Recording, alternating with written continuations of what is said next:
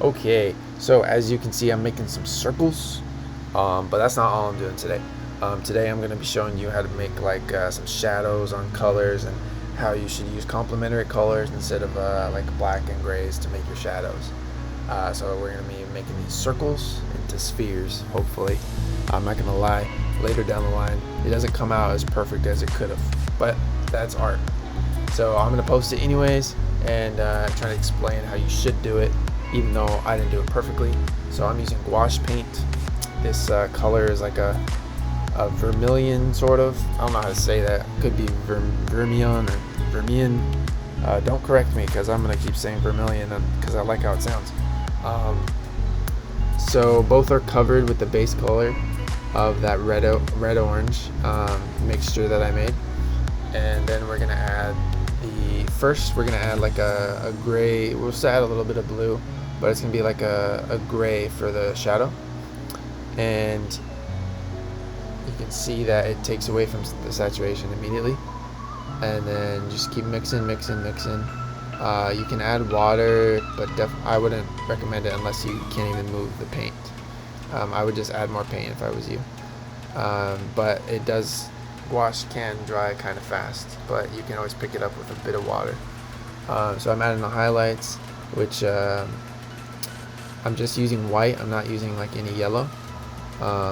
So if I should have used some yellow to add some more saturation and pop to it, but this one is the one where I'm using black and grays and whites, so it's okay. I honestly should have stopped sooner. It looked pretty good before, and then I just kept going. Sometimes that happens. I overdid it.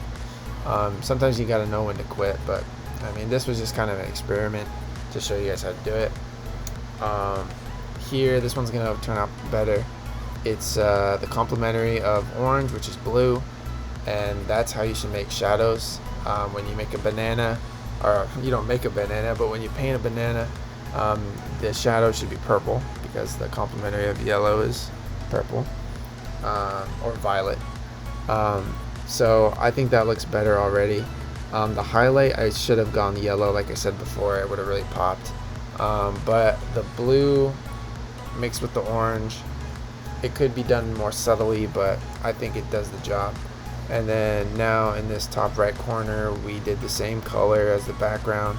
I kept going darker with like a rose magenta color just to make the shadows pop a little bit more. You'll see right here I pick a darker color, and yeah, there you go.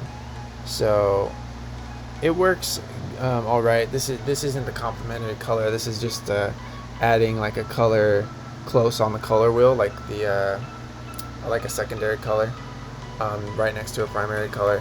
Always works pretty well for something subtle. I'll do it again here with different colors, kind of opposite to the red on the top right. Now we got the green, which is the complementary color of red, and now we're just using like a blue on top of the green, which is a color right next to on the color wheel, and then yellow, which is on the other side of green on the color wheel. So that is how you use complementary colors for shading. Thank you for watching.